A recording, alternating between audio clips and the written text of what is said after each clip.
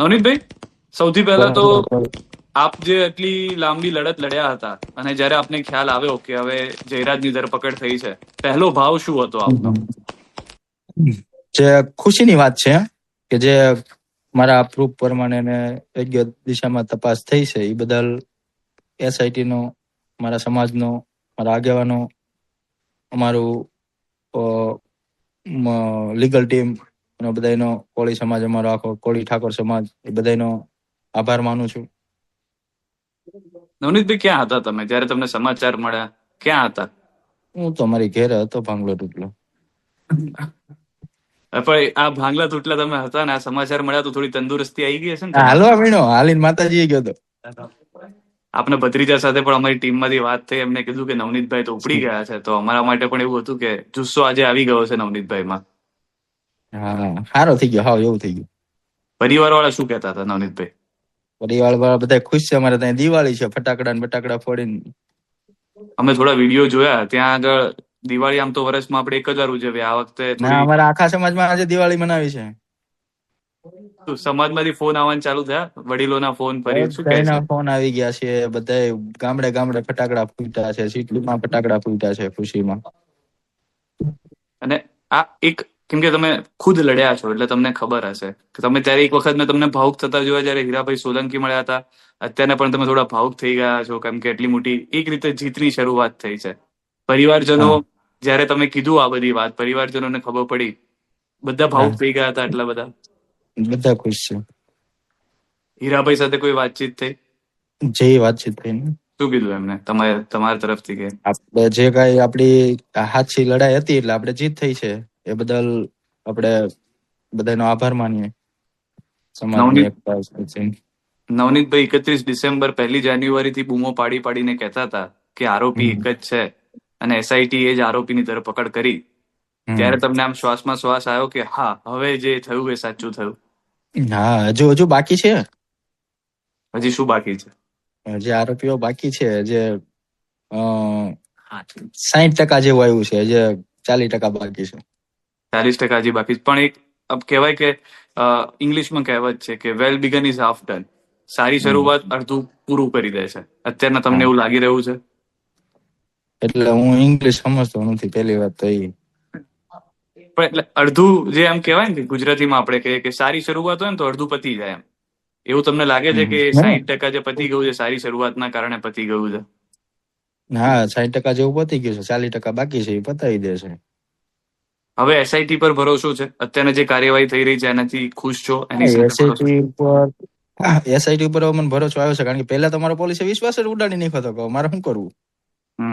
શરૂઆતમાં જે પોલીસ પ્રશાસને જે કઈ પોલીસ ઉપર જે કાળી ટીલી બેસાડી શરૂઆતમાં અમુક અધિકારીઓએ, તેના કારણે મને એવું લાગતું હતું કે મારી આમ જીત નહીં થાય, પણ સમાજ મારો, અમારા ભાઈ શ્રી હીરાભાઈ સોલંકી, પરસોત્તમ દાદા, દિવ્યેશભાઈ, વિમલભાઈ ચુડાસમા, રાજેશભાઈ, કુરજીભાઈ બાવળિયા, અમારા શિવા દાદા, અમારા ગૌતમભાઈ ચૌહાણ, ભીખાભાઈ, જે કાંઈ અમારા બધા આગેવાનો છે અમારા સમાજના તમામ, એ બધા મારી સમાજ લેવલે બધા આવ્યા, એ બદલ મને આમ હિંમત આવી ગઈ હતી કે નહીં, હવે અમે ગમે એમ કરીને જીતશું. 40% જે બાકી રહ્યું છે એ શું છે, જો તમે કહો તો? એ તો નથી જાહેરાત કર્યા, કારણ કે જે તપાસ બાકી છે ને. અચ્છા, તમે કીધું, અત્યારના બધાના નામ લીધા, તમને લાગે છે કે સમાજની જીત છે? સમાજ તમારી વાર આવ્યો, તમને જુસ્સો આવ્યો, તમને એટલી તાકાત આપી? હા, સમાજ સાથે છે એટલે જ મારી જીત થઈ છે ને, બાકી તો મારી જેવા ઘણા પીડાય જ છે અન્ય સમાજને. આપણે તમને શરૂઆતમાં વાત થઈ હતી, યાદ હતું, તમે કીધું હતું કે આ તમારી જોડે પહેલો બનાવ નથી, આવા અનેક લોકો છે તમારી સાથે આવ્યા હતા, વાતચીત કરી હતી. હા, તો તમને લાગે છે કે નવનીતની જીત નથી, આ બાકી બધા લોકોની જીત, કે જે બધા હેરાન હતા એ બધાની જીત થઈ છે? હા, એ લોકોનું. જે હું તો એમ કઉ છું, સરકારને વિનંતી કરું છું, આ જે લોકો બીજા પીડિત છે, જો આમાં જયરાજ સાબિત થયો છે આરોપી, બરોબર, મારી ફરિયાદમાં, તો મારું એવું માનવું છે કે જે બીજા પીડિત પરિવાર છે એમને પણ સરકાર ન્યાય આપે, એ હું સરકારશ્રીને વિનંતી કરું છું. જે આ લોકો બીજા પીડિત છે, જે બૂમો પાડી પાડીને સોશિયલ મીડિયામાં કહે છે, કોઈ કહે છે મારો દીકરો ને આ રીતનું કર્યું છે, કોઈ એમ કે છે કે મારી જમીન આ રીતે હડપી ગયા છે, કોઈ એમ કે છે કે મારું મકાન પાડી દીધું છે, તો હું તો સરકારશ્રીને એવી વિનંતી કરું, જેમ મને ન્યાય અપાયો છે એવો જે લોકોને ન્યાય અપાવે, તો આ બધાના કાળા કારનામા કેવા છે બધાને ખબર પડે. નવનીતભાઈની આમાં એક મોટી લડત એ પણ હતી કે ખુદ એસઆઈટી સમક્ષ જાય છે, એસઆઈટી અથવા પોલીસે જે કામ કરવાનું તો એ નવનીતભાઈ કરે છે, 15 જેટલા સબૂતો આપે છે. હવે કદાચ થોડી ઘણી જો એની વિશે વાત કરી શકું કે ત્યારે શું વાત થઈ, ત્યારે તેમના તરફથી શું કહેવામાં આવ્યું? એ તો પહેલેથી જ જો હું જે તટસ્થ હતો, પહેલેથી જ મારી ફરિયાદ એની ઉપર હતી, જો જે સ્થાનિક પોલીસે નહોતી લીધી, ને એ જ મેં ત્યાં નિવેદન આપ્યું છે, મારી ભાઈ જે હકીકત છે આ પ્રમાણે છે, એ પ્રમાણે તમે એ દિશામાં તપાસ કરો. એટલે જયરાજ આહિર છે એના બધા જે મારી પાસે પ્રૂફ હતા એ બધા મેં રજૂ કર્યા છે. તમને કદાચ ખ્યાલ ના હોય તો હું ખાલી કહી દઉં કે પ્રેસ નોટ આજે જે અમારી પાસે આવી છે એમાં એવું સ્પષ્ટ લખેલું છે કે જે ફોન તપાસ થઈ, જે લોકેશન તપાસ થયા, એમાં જે તાર છે એ જયરાજ આહિર સાથે જે છે તે મળતા આવ્યા છે. એ તો મેં પહેલેથી જ કહેતો આવું છું ને કે ભાઈ મારી ઉપર ફોન આવ્યો છે, બીજાનો ફોન આવ્યો, મારા મિત્રના ફોન આવ્યો, અને આ લોકો વિડીયોમાં કોને બતાવે છે એટલે એમાં આ લોકોના કોન્ટેક્ટ જ છે, ચાલુ ફોન હતા, વિડીયોમાં કોન્ટેક્ટ હતા, એ બધું પહેલેથી કહેતો જ આવું છું ને એ બધું આજે પુરવાર થઈ ગયું છે. હવે એફએચએલ ની રાહે હતા, એફએચએલ આવી ગયો છે એવું કહે છે, તો પછી એના આધારે બધું. હજી એક બીજી લડત કાનૂની લડત પણ છે, કેમ કે અમે કેટલાક વકીલો સાથે વાતચીત કરી હતી અમારી જાણ માટે કે હવે આમાં શું આગળ થઈ શકે. હવે એક કાનૂની મોટી લડત છે, એમાં પણ નવનીતભાઈએ જવું પડશે, સમાજે જવું પડશે, સમાજના વકીલોએ જવું પડશે. એને લઈને તૈયારી કેવી છે? એની પૂરેપૂરી તૈયારી છે. જે કલમો મુજબ એને સજા થવી જોઈએ સજા થવી જ જોઈએ, બરોબર. એમાં કોઈ પણ જાતની બાંધછોડ કરવામાં આવશે નહીં. કાયદાકીય રીતે એને જે કલમોનો જે કઈ સજા થશે એ થશે, એમાં અમે અડગ છીએ. જે કઈ પુરાવા જે કઈ અમારે રજૂ કરવું પડશે એમ કરશું. માફી માંગવામાં આવે તો સમાધાનની કોઈ ઈચ્છા? એટલે માફી માંગવા અમારા ટાટિયા તોડી નાખે, હું માફી માંગી અને માફી આપી દઉં. લડી લેવાનું છે, લડી જ લેવાનું. બીજા કોઈ કાયદાકીય પાછા ના કાયદાકીય રીતે જ આપણે કાયદામાં રહેવા વાળા વ્યક્તિઓ છે. તમે આટલી મોટી લડત લડ્યા છો. નકર આપણે હર્ષસંઘવી સાહેબ કહે છે એનું પાછું માનવું પડે ને કે ભાઈ કાયદામાં રહેશે તો ફાયદામાં રહેશે. અને એ ફાયદો થયો. હર્ષસંઘવી સાહેબ ને મારે પણ એક રિક્વેસ્ટ કરવી છે કે આ આરોપી છે કાયદામાં રહી તો ફાયદામાં રહી, તો એને કઈ ટાટક્યા તોડ કેવી રીતે સર્વિસ શરૂ કરે? વરઘોડો તો નીકળશે સાહેબ ને કઈ, પણ ક્યારે? કદાચ શરૂઆત એ થઈ કે કદાચ તમારાથી હું એ રીતે માનું છું કે કાયદામાં તમે રહ્યા, તમે સામે કોઈ વળતો પ્રહાર ના કર્યો, તમે કોઈ મંડળી ના બનાવી, તમે ફક્ત કાયદાકીય રહ્યા, એનો ફાયદો તમને થયો એવું લાગે છે? જે હર્ષ સંઘવી કહેતા હતા એ થઈ બતાવ્યું? અમારે મંડળી રચવાની, દાડિયા કરવાની અમારે જરૂર ન પડે.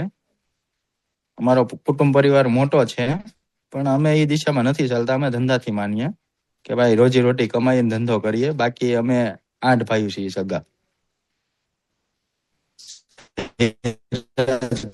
મારે દાડિયા ન કરવા પડે, બરોબર. મારે કરવું હોય તો હું ડાયરેક્ટ હું પોતે પણ કરી શકું છું, પણ એવું નથી કરવું. કાયદા કાનૂન નો મને ડર છે. અને સમાધાનની તો હવે ઇન શોર્ટ કોઈ વાત જ નથી રહેતી. નહીં. અને કોઈ તરફથી બીજો ફોન આવે? અમે 4 ભાઈના 23 ભાઈઓ છીએ. કેટલા? હા, માયાભાઈ ને 2 છોકરા છે, પણ મારા બાપા ને 4 ભાઈઓ ના 23 ભાઈઓ છે, બરોબર. એની જોડે અમારે દાડિયા ન કરવો પડે. અમે બધા રોજી રોટી કમાઈને ખાવા વાળા છીએ. એની જોડે આવા બધા લુખ્ખા માણસો આવારા રાખીને અમે આવા ધંધા નથી કરવા વાળા. પણ એ કદાચ તમારી ખાનદાની કે તમારા જે તમે વાત કરી કે આવો દાડિયા નથી કરતા, એના કારણે તમને કર્મનું ફળ મળી રહ્યું છે. જી. આ મારી કાક ગઢિયાની ઓલા કે ને પુના એ છે એટલે હું બચી ગયો, નહીતર એટલા મારે ખાઈને પણ જીવતો રહે. અને એના કારણે એમના પર એક કલમ એ પણ લગાવવામાં આવી છે, હત્યાનો પ્રયાસ. એમાં પણ 10 વર્ષની સજા થઈ શકે એવું છે.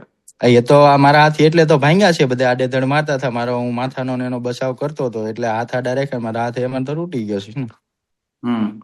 અને હવે આગળની શું તૈયારીઓ છે? શું વાતચીત થઈ? કોઈનો ફોન આવ્યો હોય કે કઈ કીધું હોય તમને? આગળની તૈયારી છે કાયદાકીય મુજબ જે અમારે કોર્ટમાં લડવી પડે. અમારી લીગલ ટીમ છે જ ઓલરેડી, બરોબર. એની દ્વારા જે કઈ અમારા ચાલવું પડશે એ મુજબ અમે ચાલશું.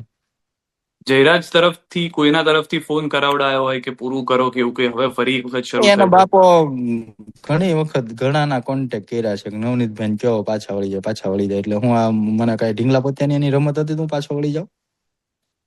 અચ્છા, એટલે ધમકાવીને કહેવામાં આવે છે કે રિક્વેસ્ટિંગ ટોનમાં છે?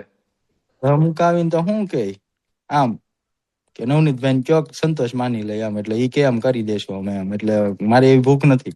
હું મારી મહેનત નું કમાઈને ખાવા વાળો છું. અચ્છા, એટલે એક રીતે પૈસાની રીતે તમને દબાવવાનું કે તમે પૈસા લઈ લો ને કેસ હા પૂરો કરો. હા 3 ઠીક છે. જગ્યાએ એવી એને લાઈન કરી હતી માયાભાઈએ, પણ આપણે કોઈના નામ નથી દેવા, પણ 3 જગ્યાએ એને એવી લાઈન કરી કે નવનીતભાઈ હવે કેવા નવનીતભાઈ.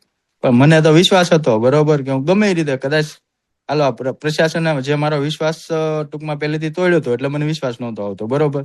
સ્વાભાવિક છે કોઈ પણની સાથે આવું પહેલેથી બને તો એક વિશ્વાસ મૂકવો એક ઓલી વાત છે. આ તો SIT ની ટીમને સરકારશ્રીનો આભાર માનીએ છીએ આપણે કે આપણને ન્યાય મળ્યો છે બરોબર.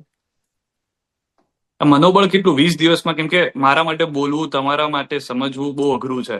કેમ કે 20 દિવસ કાઢવા બહુ અઘરા ગયા તમારા 20 દિવસ. મનોબળ તો મારું પૂરેપૂરું, કારણ કે હું સાચો હતો ને મને બધી સાચી ખબર હતી બરોબર. કદાચ પ્રશાસને નો આમાં કરી તો હું હાઈકોર્ટમાં જાત, હાઈકોર્ટમાં મારી જીત સુપ્રીમ કોર્ટમાં જાત, એટલે CBI થી તપાસ તો હું કરાવત જ મારી પૂરી સાચી. આજે દિવાળી જેવો માહોલ છે, ફટાકડા ફૂટતા જોયા અમે કેટલીક જગ્યાએ. બધાની એવી આશા હશે કે નવનીતભાઈ આજે આવે અને અમારે ત્યાં આગળ જોવે ફટાકડા ફૂટતા. ક્યાં ક્યાં જઈ શક્યા તમે આજે? આજે હું તો અહીંયા અમારા ઘરે જ છું, બહાર તો હજુ ક્યાં નીકળાય એમ છે. ઠીક છે. માતાજીના દર્શન કર્યા છે? હા માતાજીના દર્શન કર્યા. અને તમારા તરફથી કોઈ એવો સંદેશ સમાજને આપવા માંગતા હો, કોઈ વ્યક્તિને આપવા માંગતા હો? સમાજને તો હું આખા સમાજનો આગેવાનોનો આભાર માનું છું, મીડિયા મિત્રોનો પણ આભાર માનું છું કે સત્યની સાથે બધા રહ્યા છો ખંભે ખંભો મિલાવીને. એ બદલ હું હૃદયપૂર્વક બધાનો આભાર માનું છું કે આપણે સાચી જે હતું એ સત્ય બહાર આવ્યું. ઠીક છે નવનીતભાઈ, આરામ કરો. આપ માતાજીના દર્શન કરીને આવ્યા છો, થોડો જુસ્સો આજે વધારે છે. ખાસ છેલ્લો સંદેશ છે હર્ષસંઘવી સાહેબને, મારા ભાંગલા હાથે એને સિલ્યુટ કરવાની છે, આનો વરઘોડો નીકળે તો. ઠીક છે, અમે પ્રયત્ન કરીશું કે આ સંદેશ એમના સુધી પહોંચે. જી આભાર નવનીતભાઈ, અમારી સાથે જોડાવા બદલ. Thank you Navneet.